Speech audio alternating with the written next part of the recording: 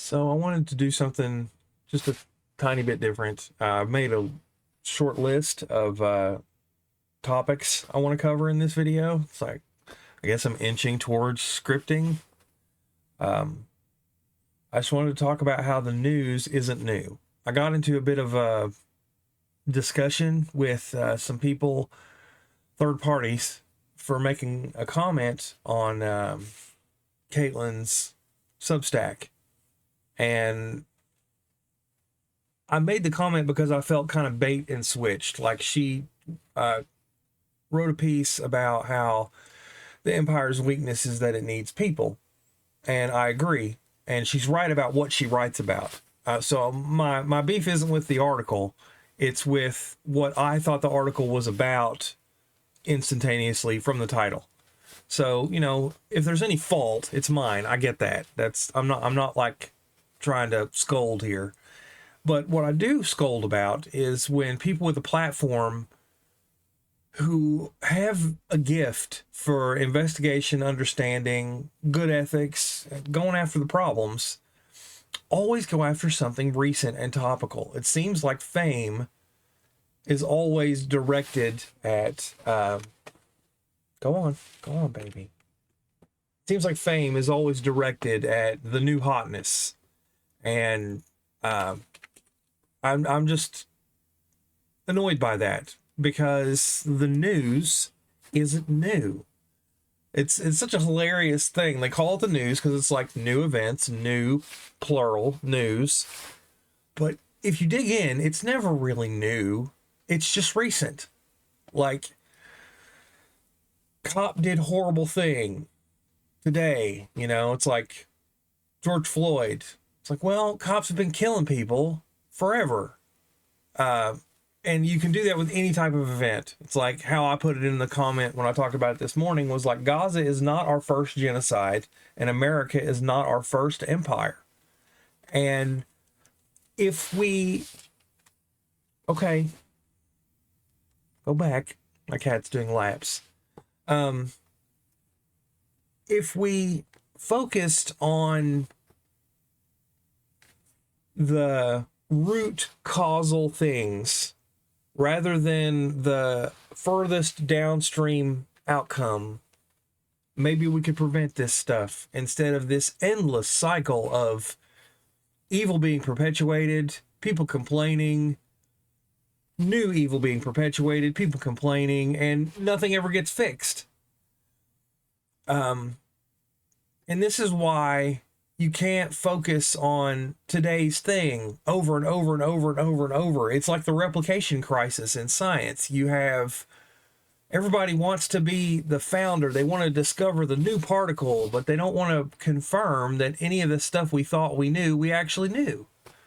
Because if they had done that, then we would find pervasive errors.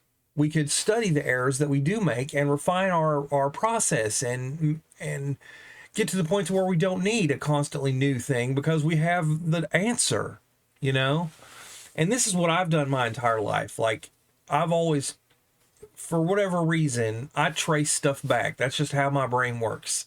I always go for the deepest and the biggest.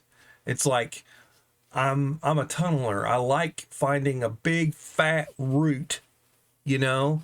And trying to be like, hey, everybody, if we can just cut this root, the 50 tons of problem above it will starve, you know? My go-to example for trying to explain this is gay marriage. Like, you had gays and atheists. Like, think of this in a political sense. You have the American landscape in like the 80s or 90s or whenever gay marriage was really peaking. I don't know.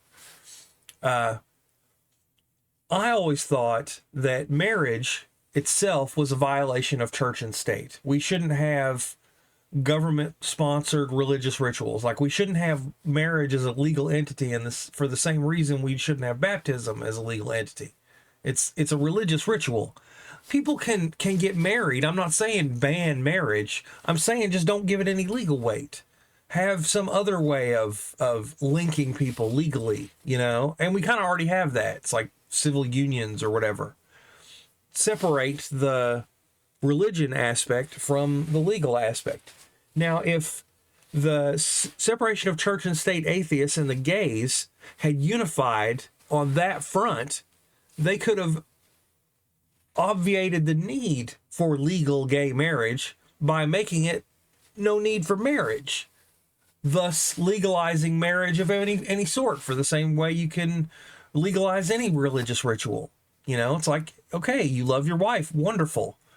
Do you need the government to stamp an approval on that and alter your taxes because of it, et cetera, et cetera? No. And so rather than team up and double their power versus a shared problem, they stayed separate, and the gays had to get it through on their own. And honestly, I kind of think it hurt them in the long run, because like I said, it's like marriage is not a good idea legally. It's like it causes problems. But, you know, that's a separate debate. But you can see that they would have gotten what they wanted sooner and faster if they'd have been able to integrate this huge cohort of pre-existing activists. And that's what I'm always trying to do. I see like Matt Taibbi, the Gray Zone people, Caitlin, and Jimmy Dore, and all these other people talking about today's thing when there's a buffet of today's things. And if they would just focus a couple steps back on the root of, say, these 10 today's things, then they could start a much bigger, much more powerful movement about, like, if everybody's all about the news today, and I'm just like, general strike, the future of AI, banks. You know, everybody loves going on and on and on about government corruption, government this, political that. And I'm like, guys, government is a puppet show from finance. Look who runs the banks. Look at the international global corporate monster is a banking monster. It functions and acts through money flow. It starves, it fines. That's why treaties have weight. You know, we cared about TPP when we should have been looking at the treaty system. And the treaty system is ultimately a banking system. It's about money, sanctions, and lawsuits. That's where it all is, you know? And I just wish people could share, you know, a problem, like share the burden versus root problems. Because divide and conquer isn't just getting you to hate your neighbor because they're a different color or because they wear a blue hat or a red hat. It's also about dividing attention, you know? Like you get people caring about, you know, climate versus empire versus police violence, whatever, when all three of these people share an animus, and it's an antagonist, and it's the banks. Like, I'm always telling people, don't blame yourself, don't blame your local government official, don't even blame your federal official, blame the billionaires. But what made the billionaires, right? They're just employees. They're the fucking Iron Bank, you know? So be mad at the bank. Look at the banks. There's a very clear, I mean, they do earnings calls. You know, this data is not hard to find. It's just boring. And that's the problem, man. People don't want to do the important thing. They want to do the entertaining thing. And I guess I get it. I mean, you know, I don't like being bored either. So I just wanted to get this out there. The news isn't new. General strike. Okay? Starve the billionaires. That's the beast that needs to be starved. It's like, don't give them your money. Quit your job. Stop paying taxes. Just don't participate. You know? Get the fuck out. I just really wish they would quit looking at the problem in front of them and attack the problem we all shared a little bit further down the line, a little bit deeper under the soil.